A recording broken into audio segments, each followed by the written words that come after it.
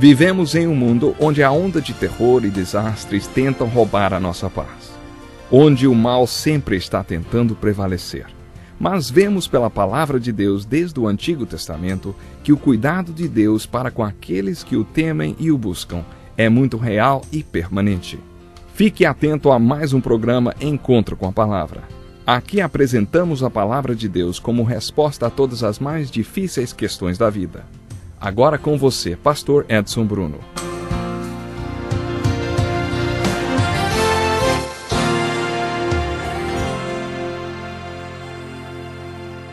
Este é mais um encontro com a palavra. Ouça a leitura desse texto com bastante atenção.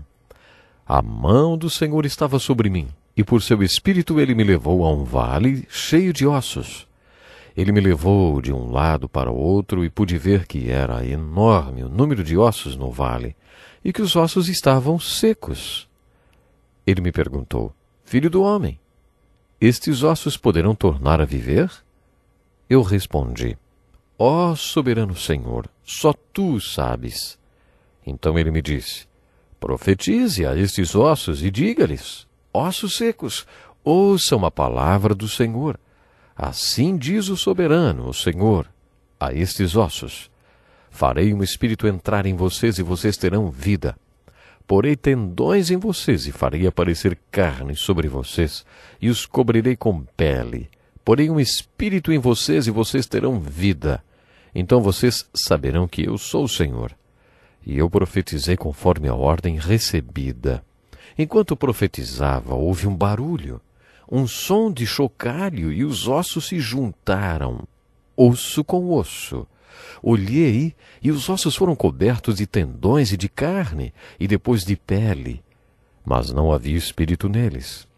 A seguir ele me disse: Profetize ao espírito, profetize, filho do homem, e diga-lhes: Assim diz o soberano Senhor: Venha desde os quatro ventos, ó Espírito, e sopre dentro desses mortos, para que vivam. Profetizei conforme a ordem recebida, e o Espírito entrou neles. Eles receberam vida e se puseram em pé. Era um exército enorme. Então ele me disse: Filho do homem, estes ossos são toda a nação de Israel. Eles dizem: Nossos ossos se secaram e nossa esperança desvaneceu-se. Fomos exterminados. Por isso profetize e diga-lhes: Assim diz o soberano, o Senhor: Ó meu povo, vou abrir os túmulos e fazê-los sair. Trarei vocês de volta à terra de Israel. E quando eu abrir os seus túmulos e os fizer sair, vocês, meu povo, saberão que eu sou o Senhor. Seja muito bem-vindo ao programa Encontro com a Palavra. Nele fazemos um estudo introdutório de toda a Bíblia, do livro de Gênesis ao Apocalipse. Atualmente estamos estudando os profetas. O texto bíblico que acabei de ler é a pregação de Ezequiel, o terceiro profeta maior que estudamos. O título que demos para o estudo do livro de Ezequiel é Fatos Estranhos e Extraordinários. É um título que se encaixa bem para este profeta estranho e extraordinário, que nos revela profecias estranhas e extraordinárias em suas pregações. Esse sermão dos ossos secos é o sermão de Ezequiel que eu mais gosto. O que há de tão importante nesse sermão dos ossos secos? Ezequiel foi levado a um vale. O vale estava coberto de ossos. A ordem de Deus para Ezequiel é que pregasse para os ossos.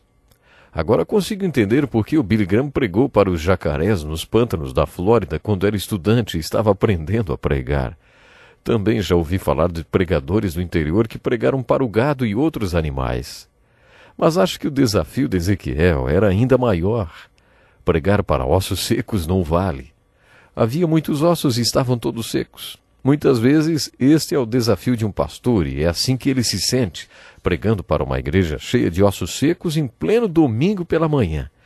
Os ossos podem até ser sofisticados e usar ternos caros, mas estão todos ali olhando para ele, sem expressão nem vida. O pastor tem diante de si um desafio espiritual. Será que esses ossos estão vivos? Será que com sua pregação ele trará vida espiritual para a sua congregação? Lembre-se de que Ezequiel não foi o único profeta maior. Ele foi um dos profetas do cativeiro. Jeremias pregou enquanto os babilônios conquistavam Jerusalém e levou 20 anos para que Jerusalém caísse. As deportações para a Babilônia aconteceram num período de 20 anos. E durante todo este tempo Jeremias pregava em Jerusalém. No início dessas deportações, quando tinha 14 anos, Daniel foi levado cativo para a Babilônia. Depois de 9 anos, Ezequiel, com 25 anos de idade, foi levado também. Como veremos na próxima parte do nosso estudo, Daniel teve um ministério muito importante no palácio de Nabucodonosor, a construção mais imponente daquela época. O ministério de Daniel com Nabucodonosor foi especial e continuou pelo reinado de seu filho Belsazar.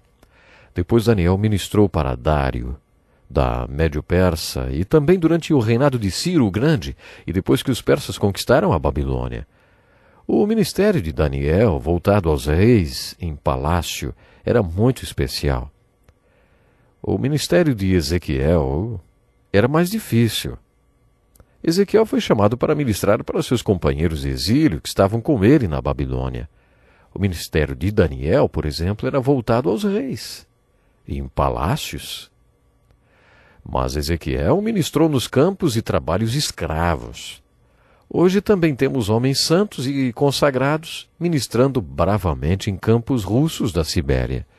O livro de Solzhenitsyn, O Arquipélago de Gulag, descreve o ministério dedicado de alguns pastores entre seus colegas prisioneiros em campos e trabalhos escravos na Sibéria.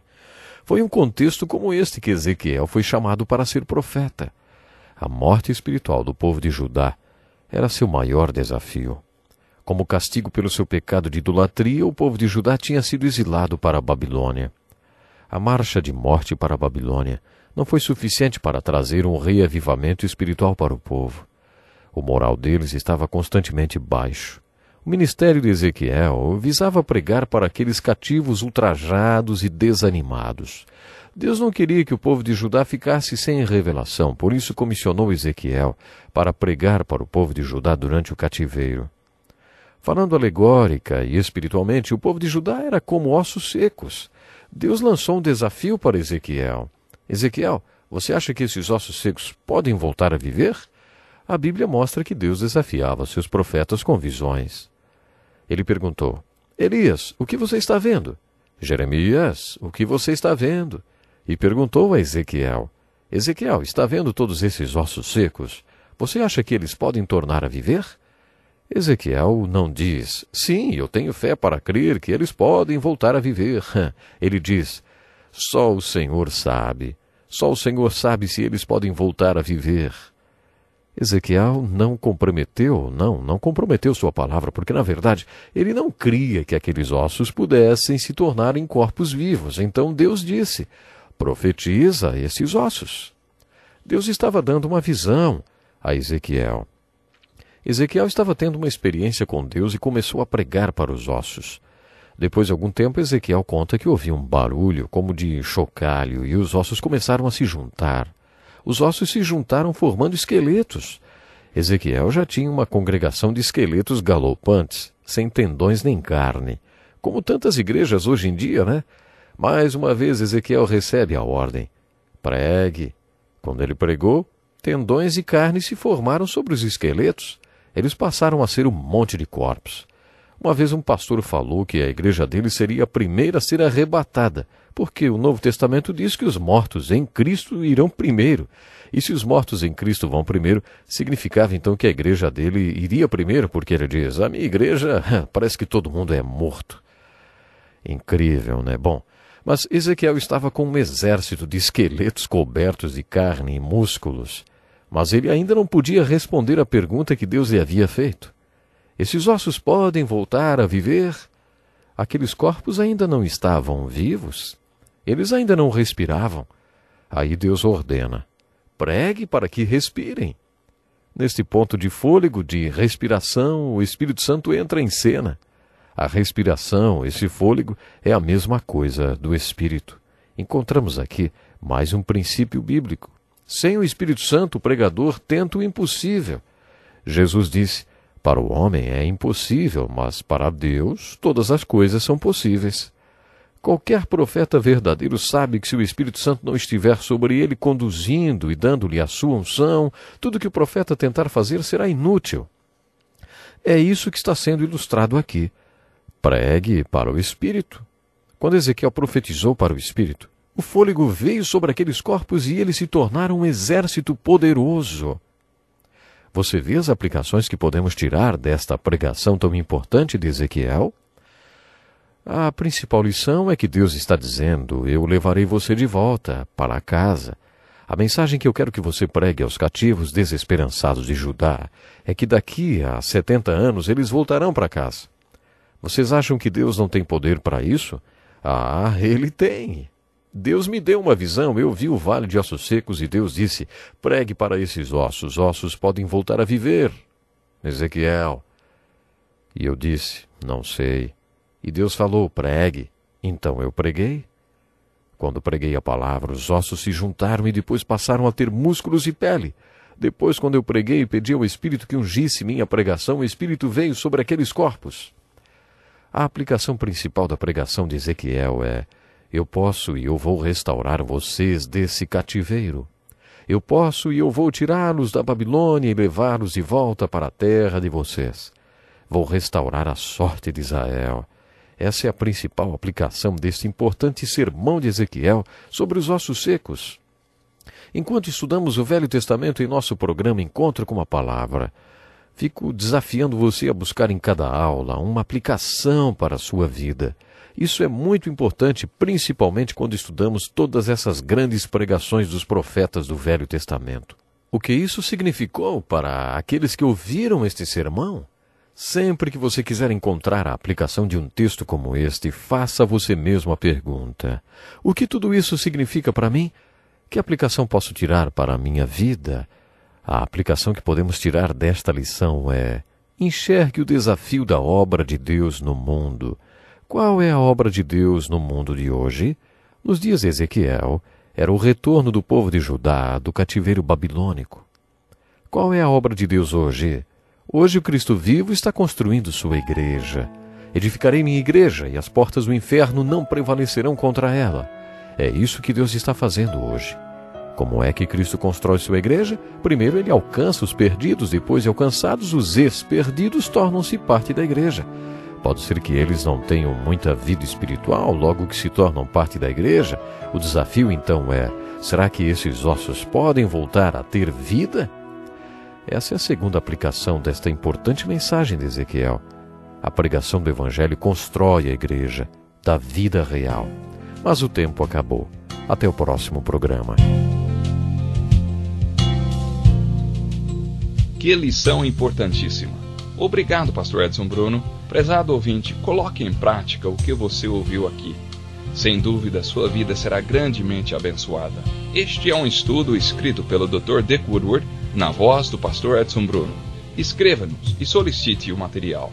Nosso endereço é Encontro com a Palavra, Caixa Postal 2011, CEP 89201-970, Joinville, Santa Catarina. Até o nosso próximo Encontro com a Palavra.